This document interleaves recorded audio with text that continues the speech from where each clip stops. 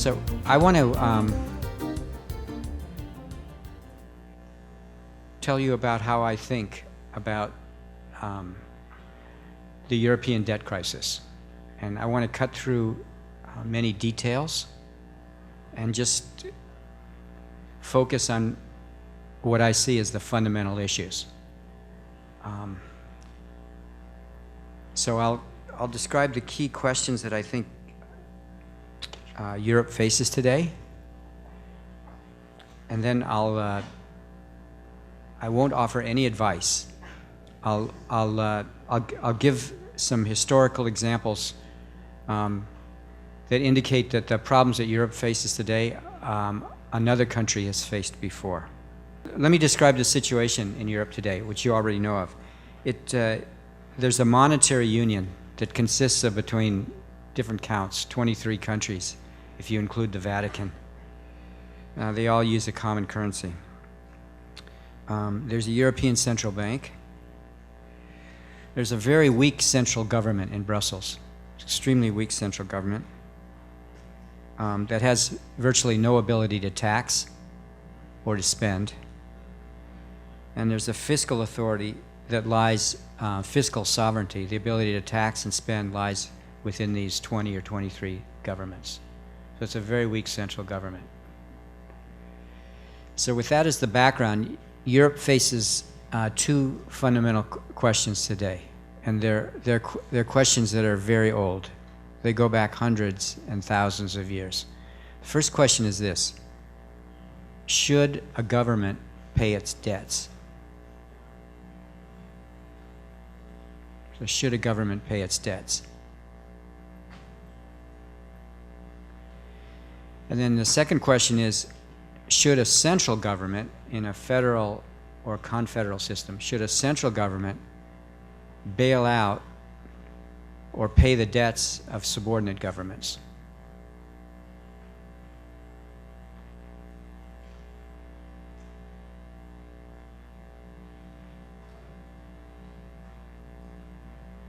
So you'll recognize that those are two questions that Europe faces today. So the situation in Europe today reminds me of, so I'm going to stop mentioning Europe until very nearly the end of my talk. So I will not be talking about Europe, or so it seems, for a long time. And it's actually because I'm from the United States, which is a country that has more than its share of problems. I view it as rude and unpolite to talk about the problems of other countries, especially when my own country has so many problems. So I will talk about my own country. So the United States faced these two questions at the beginning of our country, and has faced them subsequently too. So I want to use the history of the economics and the politics, because the politics, you'll see, is heavily involved in the United States experience, to show how what was involved when we confronted those two questions: should a government pay its debts, and should a central government pay or bail out subordinate governments? And like any economist, my answer to these two questions, or the answers other people are going to give, weigh the costs and the benefits of paying versus not paying. It's as simple as that. And what are the costs and benefits? And who bears the costs and who reaps the benefits? That's what it's going to be all about. It was clear that in the 1780s, so here's the question: was there a debt crisis? Many people would say there was a debt crisis in the United States in the 1780s. So my country was born in a debt crisis. The first thing we did is we didn't tax enough to pay for the war. And after the war, we had our debt was going at deep discount. So was there a debt crisis? Well, that depends on who you are. If you were a creditor, if you own government debt, you thought there was a crisis. So what is a constitution?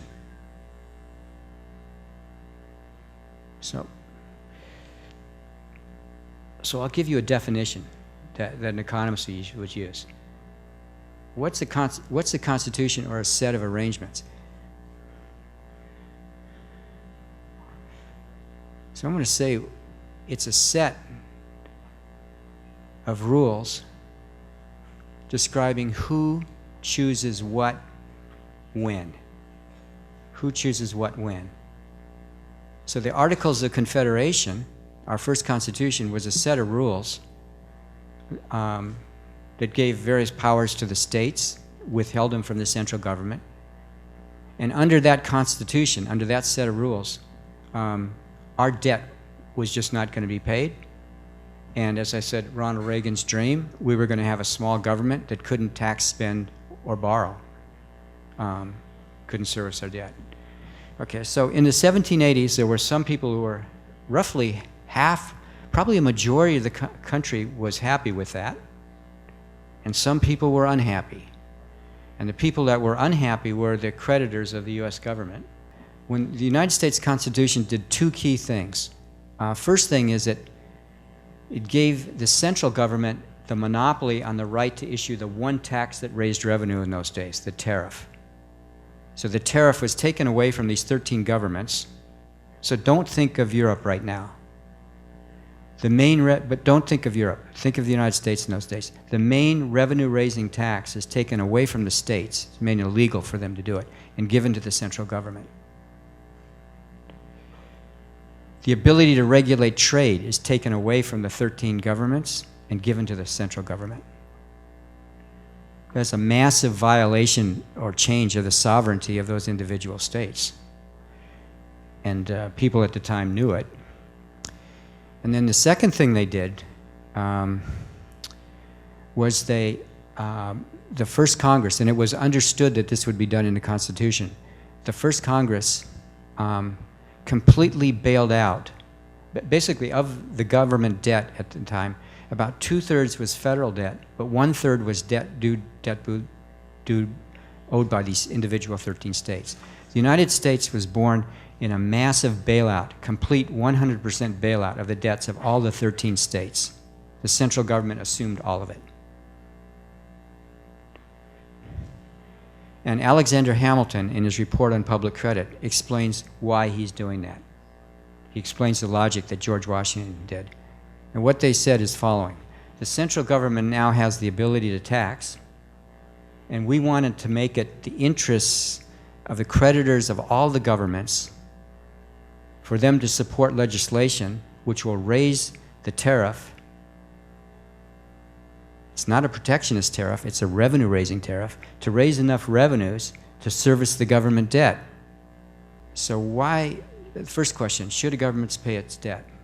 So the first answer that you might think is no. It's costly to pay your debt. You have to raise taxes to pay for things the government's already consumed. You have to pay taxes to raise taxes to transfer resources to people. They're usually wealthy people, don't need the money, or you think they don't need the money, and they already, why not just tax them? Instead of taxing the poor guys to pay for the creditors, why not just tax the guy who, why not just say, well, you thought it was a loan, it was actually a tax. I fooled you. Why not do that? So there's always a strong argument to do that. And Hamilton gave this answer. That would be great if we never wanted to borrow again. If we do that, we're going to have a lot of trouble borrowing again. Capital markets now, so what he said is our debt's going at 10 or 20 cents in the dollar. That's a signal that people just don't think we're going to pay. What we have to do, so he said those discounts were reflecting something real, our incapacity as a society to service our debts. We have to change that.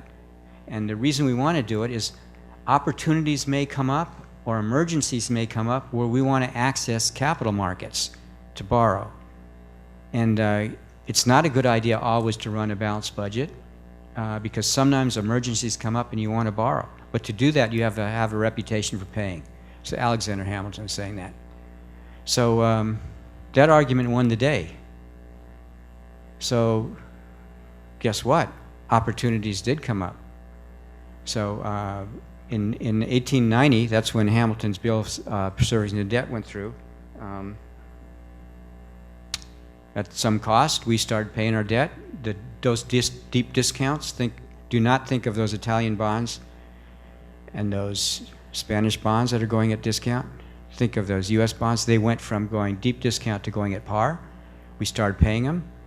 An opportunity did arise because in 1803, Napoleon Bonaparte offered the United States the opportunity to double the size of the United States. He offered to sell us Louisiana. We didn't have the money.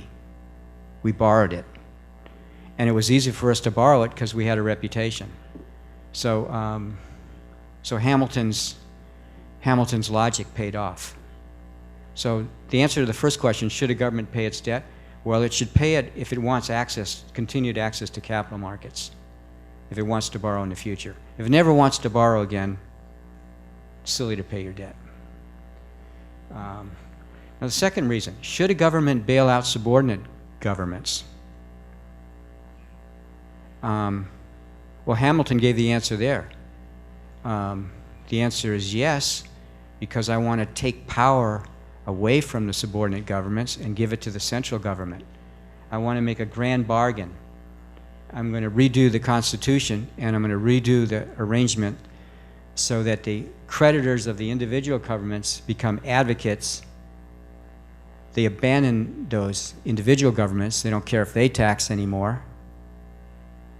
They want the central government to tax because they have an interest in that. So he wants to bail out the central governments for strategic Hamilton wants to bail out, and Washington want to bail out the subordinate governments because they want to take power away from the subordinate governments in a democratic way.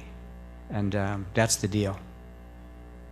So that's the grand bargain that our country was born in. So I've heard, and it all fits together. So the bailout of the states was not costless. It was not done. It was not free, and it was done at a cost of sovereignty.